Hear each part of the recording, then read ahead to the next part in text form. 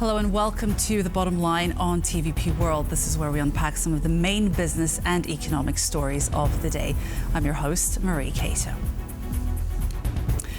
Despite the Trump tariffs being partially on hold, it's still a major economic and political issue that is the source of significant concern here in Europe.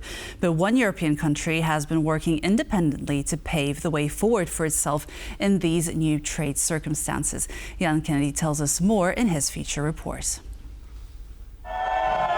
Over the past few months, uncertainty stemming from US President Donald Trump's so-called reciprocal tariffs have put the global economy in a headlock, but a breakthrough could be on the horizon. I would think that perhaps as early as this week, we will be announcing trade deals with some of our largest trading partners. They have come to us with very good offers. The UK appears to be the closest to reaching a consensus with the US, with a deal reportedly set to be signed as soon as this week. The UK officials realized that there is no option than to stand or establish the open market and the free trade agreements with any market or any country which would like to be a part of.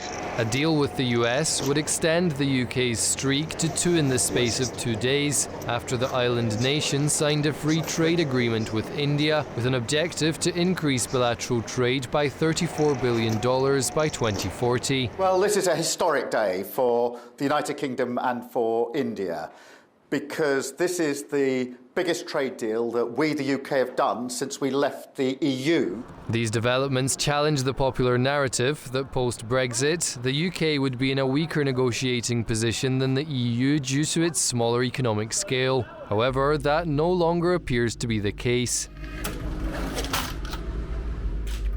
That the cooperation with a smaller partner is much easier than to the comparable partner. Maybe that's why a very difficult situation is between the US and Europe entirely. But this weekend, all eyes will be on Geneva, where Scott Bessent, the US Treasury Secretary, will meet with Chinese trade representatives. The hope is that the meeting in the so-called City of Dialogue would provide a spark to resolve the largest ongoing trade dispute, with both sides voicing their openness to negotiate. China holds an open attitude to dialogue, but any dialogue must be conducted on the basis of equal footing, respect, and mutual benefit. We're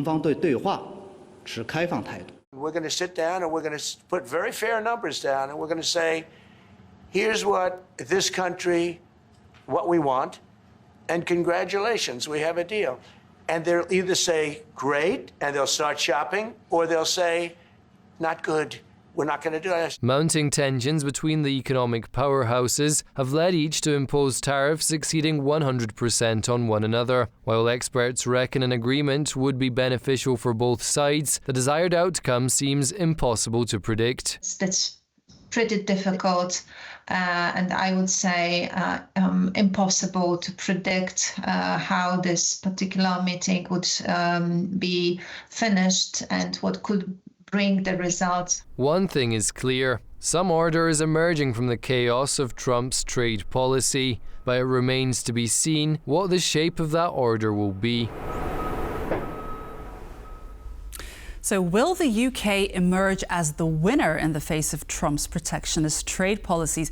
On Tuesday, the UK and India signed a trade deal securing benefits for both economies in what is considered to be the most significant trade deal agreement since Brexit. On top of this, the end of the week heralds the announcement of a significant trade deal between the UK and the US. And how far has the EU come, bound by its co-member states? With me to unpack the details is Ignacy Morawski, Deputy Editor-in-Chief at Polish business daily Puls Biznesu. Hello and thank you for joining us today. Hello, good afternoon. So one of the first things that comes to mind observing the UK finalising these trade deals is, in the current circumstances, has Brexit paved the way forward? And in contrast, what has the EU achieved so far? What are your thoughts?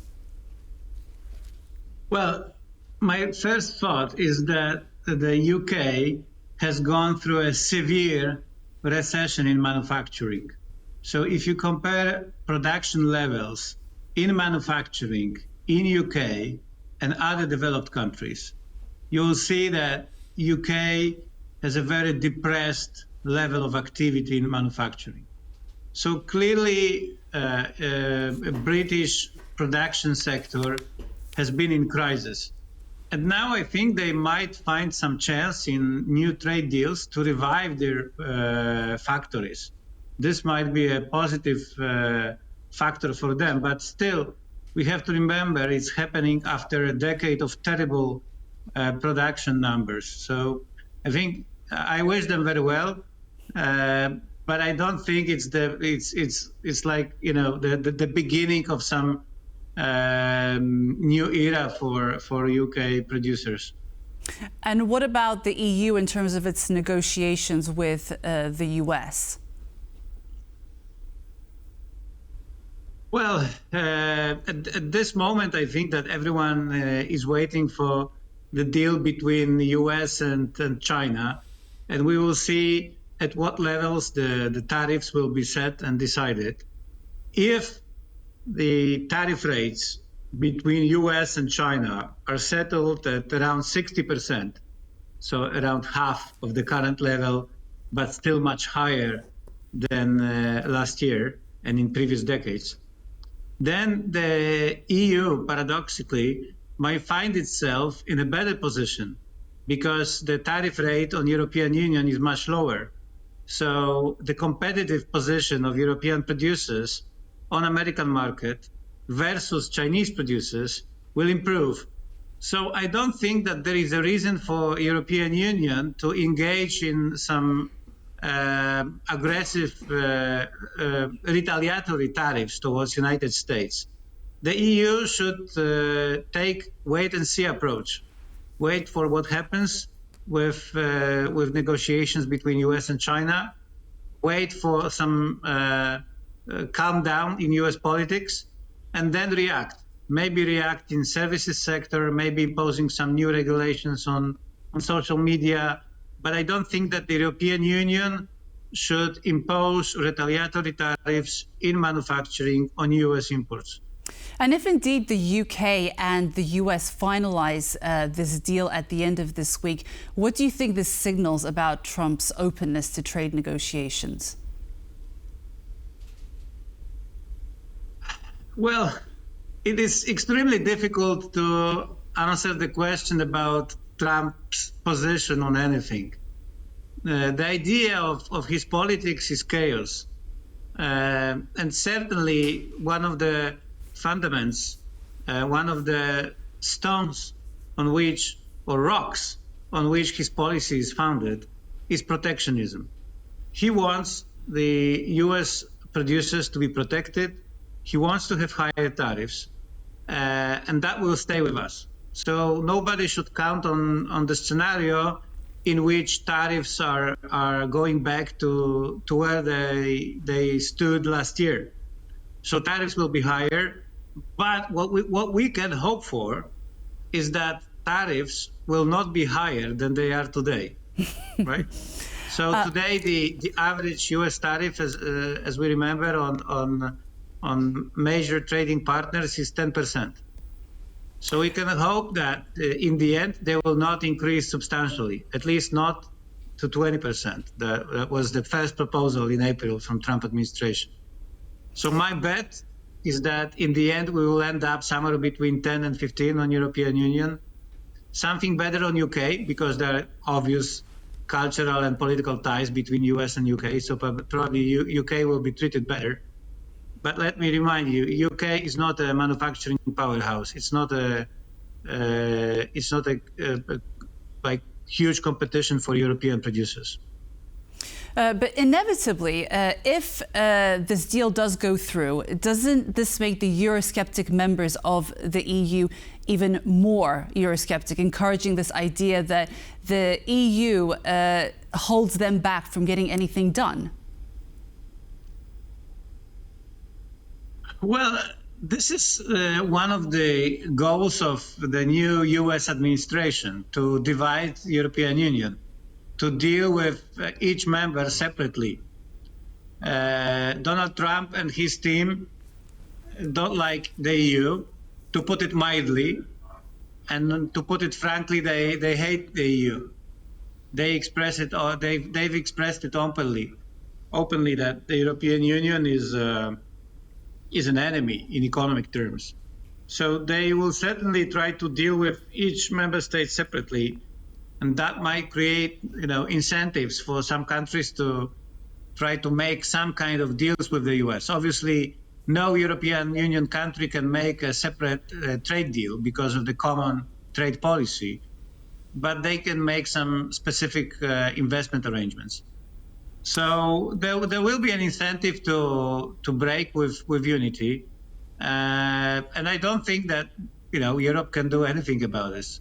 If we see how European countries behave towards China over the last couple of years or even decades, we can see that each of them made separate approaches to Beijing and try to make their own deals. Now the same will be with the US. Each country will try to, squeeze as much as possible from the situation. So clearly, the whole environment is negative for European Union as an organization, is negative for European unity. I don't think that Europe can do much to prevent it. At least maybe some basic fundamentals of the European Union will be obviously protected, but it's a new environment for global trade and even global politics. But surely this should encourage the EU to be even more shrewd and active in its negotiations with the US right now. But what do you mean active? Well, we see the UK is really making strides and being very effective in its negotiations with the US. What do we see the EU doing right now? Being aware of the fact that the US will want to divide and conquer, it should be more active. I just wonder right now, it should be more shrewd in its negotiations to ensure unity, but also to ensure the most optimal results in its negotiations. Well, I don't have a good answer to this question. Well, as I said, to me, it seems that the EU, the European Union, should wait and see. Obviously, it should try to engage with the US. But from what I know, the EU officials has been trying actively to engage in negotiations with US administration for the last 3 months, right? From the beginning of the new administration, from January. But the contacts have been very difficult. It's not easy to make new partnerships. To me, it is obvious that relations between US and UK will be better than relations between US and European Union. This is natural. Mm-hmm. This is a matter of cultural issues, of economic ties, but also of the approach of new administration to the European Union. Well, I actually don't have an answer on what is a good strategy of the EU. To me, as I said, it should not engage in aggressive behavior towards United States, because I think that in the end, the whole tariff issue will settle at some middle ground, and the tariff war will not be as hot as feared. So we should wait until Donald Trump makes his mind and settles with China. We will see what the terms of the US-China deal will be, and then we can decide how to react later on.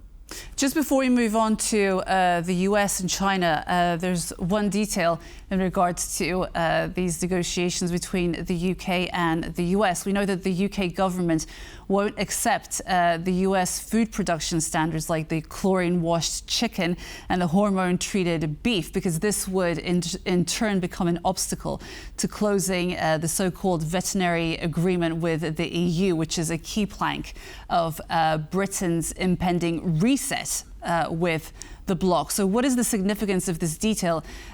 Is the UK assuming that it's better to bet on the EU than the US in this area? Well, this is a very detailed issue. The EU was accused by the United States of using health standards and food standards to protect its market. But, to me, the EU should not backtrack on its ideas and standards. It's not the way forward, I think. And I wanted to move on to China and the US. They're obviously meeting in Geneva to engage in dialogue this weekend. What do you think that this signifies? Do you think that it could possibly mean that this trade disruption caused by these two superpowers might be on the way to being resolved or modified? What are your expectations? Well, it is obvious that they have to make some deal, because at current tariff rates, there will be almost no trade between China and US in a couple of years. And I don't think it is possible that US and China cut off each other from themselves. So there will be some deal. The only question mark is what will be the terms of such deal.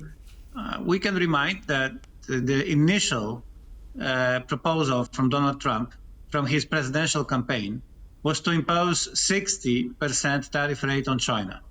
Now it's way above 100%.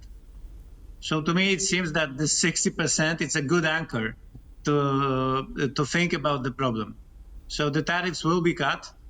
They will be cut severely, but from the extremely high level, prohibitive level, right? So current tariffs are not possible to maintain.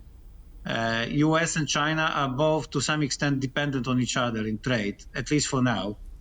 And it's impossible to break that relations very quickly. So hopefully they will settle the deal. It still means that there will be a decoupling between US and China, gradual decoupling, right? This is inevitable, probably. And it will not be a cutoff. And how do you think that this knock-on effect of these negotiations might actually impact Europe as a knock-on effect of what we might see happening? This is a very good question, and many people in Europe fear that our continent will be flooded by Chinese goods. So the higher the tariffs between US and China, the less trade between US and China, the more threat there is of huge imports from China to Europe. And that's the factor that many policymakers and business people in Europe fear. Now, in the future, I think that will be one of the main challenges for the European Union, how to approach China. So what will be the reaction of the European Union to increased competition from China? I suppose that the EU will have to impose some kind of tariffs on Chinese imports if it increases substantially. But I'm not sure yet. We will see how China reacts. What we would like to see, and this is the idea that is shared by both US and EU. So what we would like to see is for China to increase consumption rate and imports.